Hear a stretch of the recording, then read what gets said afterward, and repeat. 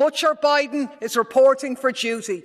With Europe's Frau genocide by his side, they are the ones who have enabled the continuation of Israeli terror. Without them, it would already be over. So take note, Butcher Biden.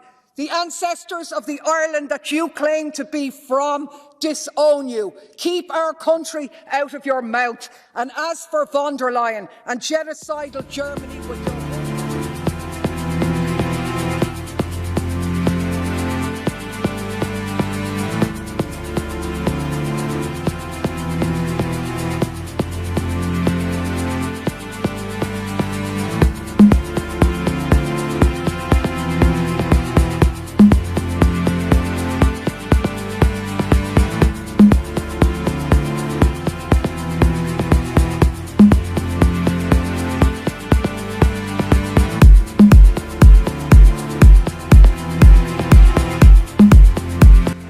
The Houthis have made a humanitarian intervention in the Red Sea in an effort to bring the genocide in Gaza to an end. The Houthis have killed nobody while disrupting shipping in the Red Sea, ships which are facilitating the Israeli genocide. The Israeli regime has killed over 23,000 civilians. Over 10,000 of them are children. So who do the US and the UK attack? No, they didn't attack the Israeli regime because they're supporting the genocide. They attacked the Houthis instead, killing at least 6 people. So Western powers are prepared to kill people to protect the movement of goods. But the same Western powers killed thousands with sanctions in Iran, in Syria, in Venezuela, preventing the movement of some goods. The Houthis are showing solidarity with the Palestinian people, just like South Africa did in The Hague. But sadly, the EU's solidarity is with US empire and the Zionists. Shame on the EU! Thanks, President. Every day now the mask falls further. On the very same day that the West's pet bulldog Israel was hauled into The Hague to face the charge of genocide in which EU countries are complicit, our so-called like-minded partners, the US and Britain, flout the UN Charter to commit their latest crime of aggression. Illegal, unprovoked, unjustified airstrikes on Yemen.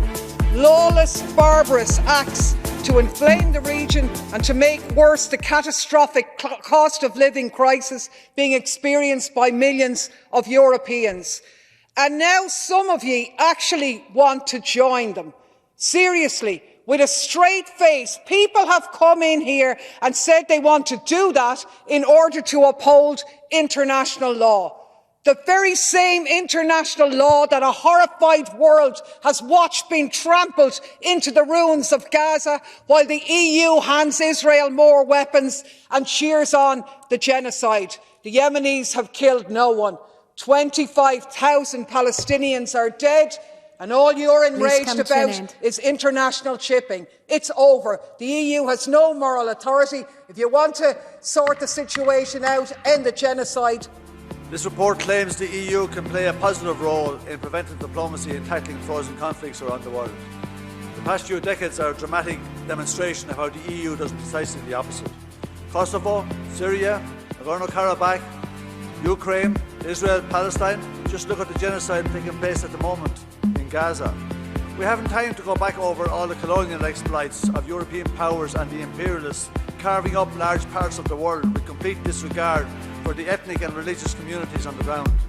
But European colonialists did lay the ground for the Israeli settler colonial project and then supported the apartheid state of Israel for over 75 years while they systematically brutalised and butchered the Palestinians. When the Israeli genocide of Gaza began on October 7th, the EU ran out to the defence. President von der Leyen and Metsola literally flew out there and pledged the EU's support no matter what was to come. You say the EU can limit the spread of conflicts. The Council still hasn't called for a ceasefire. Sadly, the EU is part of the problem. Grazie, Presidente. So we're here today celebrating the EU's great role in preventative diplomacy. What an absolute joke. when the truth is that the EU has been seriously active, not in preventative diplomacy, but in preventing diplomacy.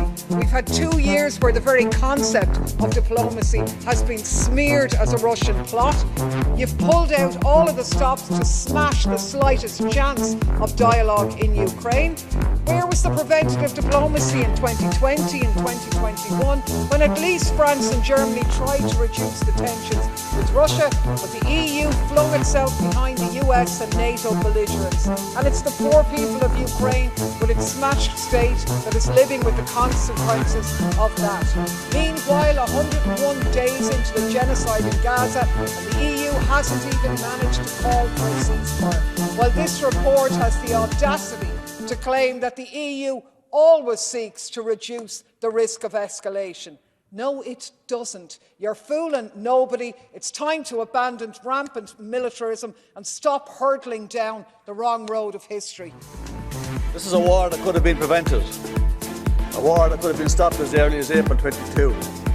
But we didn't want peace, we wanted war. We wanted to promote a US-NATO proxy war in the effort to damage Russia. We spent billions of EU taxpayers' money fueling a war that wasn't in our interest and has helped to destroy Ukraine for no good reason. Ukraine wants to recruit 500,000 more soldiers for the war. Over 17,000 have been caught and detained by security services while attempting to avoid the draft. Many more have escaped. Zelensky wants to lower the draft age from 27 to 25 as the average age of soldiers breaches 40. There are interviews in the US media where seasoned soldiers say that due to age, alcoholism or illness, less than half the new recruits have any ability or the will to fight. Yuri Lutsenko, former Prosecutor General and the ex-head of the Ministry of Internal Affairs of Ukraine, recently called for the government to tell the truth about the casualty numbers. He said Ukraine was currently losing 30,000 soldiers a month and that 500,000 have been killed or seriously wounded since the beginning of the invasion. The Spiegel reported last week that Germany doesn't even know where its arms are going once they reach Ukraine. You want to keep military assistance commitments to Ukraine when you know it's an unmitigated disaster and a bloodbath that is fueling. Are you ever going to try and end this slaughter, or do you give a damn about the working class Ukrainians that have been thrown into a meat grinder? Cop on to yourselves. Thank you, President. It's almost the second anniversary of the war in Ukraine.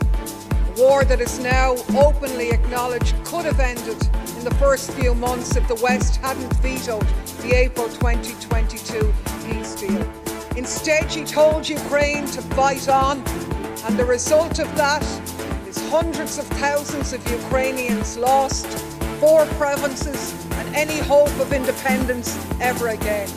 Ukraine is trapped in an unwinnable stalemate, and the only way out is to painfully cut its losses. And rather than abandoning your lunacy in the midst of a crushing cost of living crisis brought on by your breathtaking stupidity, you want the citizens of Europe to cough up more fuel for the fire in military assistance. And you have the audacity to say that that is done to help Ukraine. The only people you're helping are the shareholders in the arms companies. Now, your commitment to ongoing war might be unshakable. Don't expect the citizens of Europe to follow suit. You sound like a bunch of deluded maniacs. President, despite the catastrophic death toll it has inflicted, Israel is losing, on the ground and in the court of public opinion. There's no way that this ends that doesn't leave Israel a pariah state with occupation and apartheid on borrowed time, and they know it. So they're doing everything they can. Desperate acts of aggression to provoke a wider conflict with Lebanon, with Iran, with anybody, to draw in the US, to save them from the consequences of their own actions. And as Yemen shows, Butcher Biden is reporting for duty. With Europe's proud genocide by his side, they are the ones who have enabled the continuation of Israeli terror. Without them, it would already be over. So take note, Butcher Biden. The ancestors of the Ireland that you claim to be from disown you. Keep our country out of your mouth. And as for von der Leyen and genocidal Germany, with your words and deeds supporting Israel in the ICJ, not in our name. The people of Europe stand with Palestine and with South Africa.